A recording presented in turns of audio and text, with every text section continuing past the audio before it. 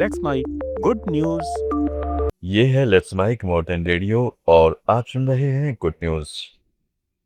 अहमदाबाद में 98 वर्षीय प्रभा देवी नानी की प्रेरणादायक कहानी आज लोगों के लिए मिसाल बन गई है। उम्र के इस पड़ाव पर भी वह हर सुबह सूरज उगने से पहले उठकर अपने दिन की शुरुआत रसोई से करती है और अपने ग्राहकों के लिए पारंपरिक गुजराती व्यंजन तैयार करती है। प्रभा देवी कहती है, मैं 98 साल की होने के बाद भी अब तक जवान हूँ। जब तक जिंदा हूँ अपने बच्चों के लिए खाना बनाती रहूंगी। उनका यह जुनून दशकों पुराना है, जिसकी नींव उन्होंने शादी के बाद घर गृहस्थी और 3 बेटियों की परवरिश के दौरान रखी थी।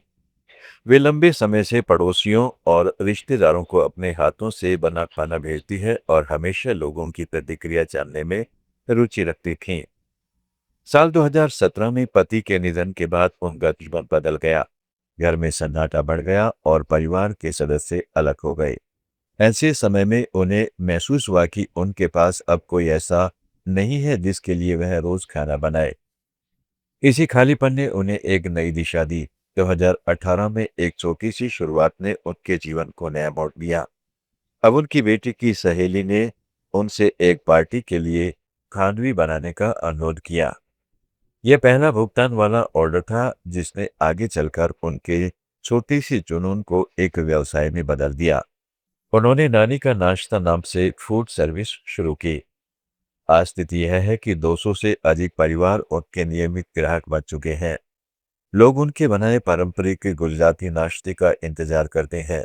प्रभा देवी अब भी हर ऑर्डर की गुणवत्ता खुद जाती है, हर बैच का स्वाद चखती है और उसके बाद ही डिलीवरी की अनुमति देती है। उनके काम की सबसे बड़ी खासियत यह है कि 98 वर्ष की उम्र में भी वह पूरी प्रक्रिया में सक्रिय रूप से शामिल रहती है। सामग्री चुनने से लेकर अंतिम स्वाद परीक्षण तक। वे मानती हैं कि उनका काम सिर्फ खाना बनाना नहीं, बल्कि प्यार परोसना है। प्रभा देवी का मानना है कि उम्र केवल एक संख्या है और जीवन में किसी भी समय नई शुरुआत की जा सकती है। वह कहती है, पहले मैं अपने परिवार के लिए खाना बनाती थी, आज मैं कई परिवारों के लिए बनाती हूँ। मैं सिर्फ किसी की पत्नी या मां नहीं, बल्कि एक फाउंडर है। उनकी यह कहानी न केवल उद्यमिता की मिसाल है, बल्कि यह भी दिखाती है कि जुनून और उद्देश्य उम्र की सीमाओं से परे हो सकते हैं। दोस्तों, गुड न्यूज में आगे बढ़ते हैं। कर्नाटक के दक्षिण कन्नड़ जिले के छोटे से गांव हरिकाला के निवासी हरकाला हजप्पा की कहानी आज पूरे देश में प्रेरणा का स्रोत बन चुकी है। बिना औपचारिक शिक्षा, अत्यंत गरीबी और सीमित साधनों के बावजूद उन्होंने जो सपना देखा वह असाधारण था। अपने गांव के बच्चों के लिए एक स्कूल बनाना। हजप्पा जीवन यापन के लिए मंगलुरु के बस स्टैंड पर संतरे बेचते थे। उनकी आमदनी बहुत कम थी, लेकिन उन्होंने अपने दैनिक कमाई का एक हिस्सा बचाना शुरू किया। यह बचत किसी व्यक्तिगत जरूरत के लिए नहीं, बल्कि एक बड़े उद्देश्य के लिए थी। गांव में स्कूल की स्थापना उनके जीवन को बदलने वाली एक घटना तब हुई, जब एक विदेशी पर्यटक ने उनसे अंग्रेजी में संतरे का दाम पूछा। भाजपा उस प्रश्न को समझ नहीं पाए और जवाब भी नहीं दे सके। यह घटना उनके मन पर गहरी छाप छोड़ गई। उन्हें एहसास हुआ कि शिक्षा की कमी किसी व्यक्ति की जिंदगी को कितनी सीमित कर सकती है। कुछ समय हरिगाला गांव में कोई स्कूल नहीं था। बच्चों को पढ़ाई के लिए दूर जाना पड़ता था, जिसके कारण कई बच्चे बीच में ही पढ़ाई छोड़ देते थे। आजमा ने तय किया कि अब यह स्थिति बदलनी चाहिए।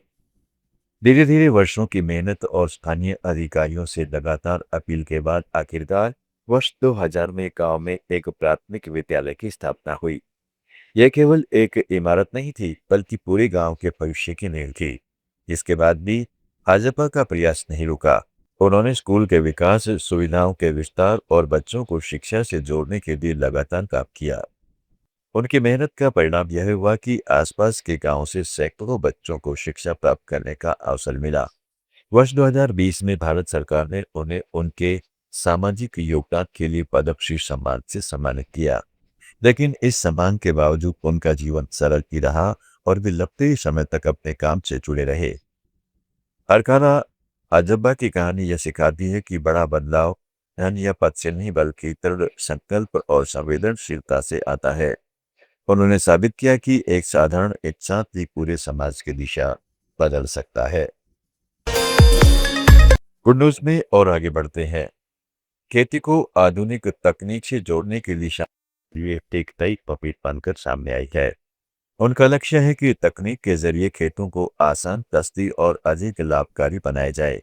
निशा सोलंकी ने एग्रीकल्चर इंजीनियरिंग की पढ़ाई के दौरान तेजी में ड्रोन तकनीक के उपयोग को करीब से समझा। इसी दौरान उन्होंने तय किया कि वह इस क्षेत्र में कुछ अलग करेंगी। इसके बाद उन्होंने प्रोफेशनल ड्रोन पायलट का प्रशिक्षण लिया और आज वह किसानों को ड्रोन के उपयोग की ट्रेनिंग दे रही है। वर्तमान में निशा महाराणा प्रताप बागवानी विश्वविद्यालय करनाल से जुड़कर ड्रोन आधारित कृषि परियोजनाओं पर काम कर रही है। वह लगातार किसानों तक इस तकनीक को पहुंचाने का प्रयास कर रही है ताकि खेती में समय, श्रम और लागत तीनों की बचत हो सके। निशा का कहना है कि ड्रोन तकनीक खेती के लिए किसी वरदान से कम नहीं है। इसके जरिए किसान कम समय में बड़े खेतों में कीटनाशक और खाद का छिड़काव कर सकते हैं। पारंपरिक तरीकों में जहां 1 एकड़ खेत के लिए लगभग 200 लीटर पानी लगता है, वहीं ड्रोन में यही काम सिर्फ करीब 10 लीटर पानी से हो जाता है। इसके अलावा ड्रोन से दवाइयों का छिड़काव अधिक सुरक्षित और सटीक तरीके से होता है, जिससे किसानों के स्वास्थ्य पर पड़ने वाले दुष्प्रभाव भी कम हो जाते हैं। निशा सोलंकी का सपना है कि ज्यादा से ज्यादा किसान और युवा इस तकनीक से जुड़े और खेती को एक आधुनिक और लाभकारी पेशा बनाए। उनके प्रयासों से आने वाले समय में कृषि क्षेत्र में तकनीकी बदलाव को नई करने की उम्मीद है। दोस्तों, गुड न्यूज में आज इतना ही। जुड़े रहिए लेट्स माइक के साथ। आप सुन रहे थे let's make more than radio. Follow कीजिए हमें हमारे सोशल मीडिया प्लेटफॉर्म्स पर। It's time for news. It's time for more than radio. Presenting the first radio news app, Let's Mic. Let's Mic, a news-based app on your phone where you get to watch and listen news, talk shows, interviews, radio show podcasts. On Let's Mic, you get all relevant information of TV, print, radio, podcast, and digital. Let's Mic talks about every segment of life.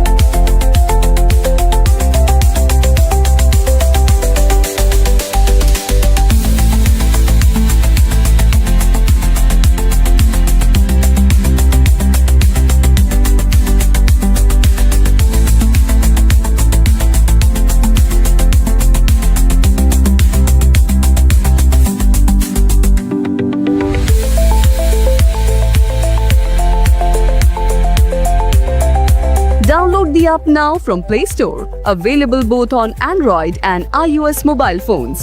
Follow us on YouTube, Instagram, Twitter, LinkedIn, Facebook, Telegram, WhatsApp, Snapchat. Let's talk, let's connect, and let's mic.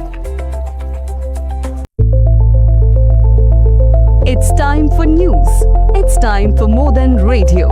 Presenting the first radio news app, Let's Mic. Let's Mic, a news-based app on your phone where you get to watch and listen news, talk shows, interviews, radio show podcasts. On Let's Mic, you get all relevant information of TV, print, radio, podcast, and digital. Let's Mic talks about every segment of life.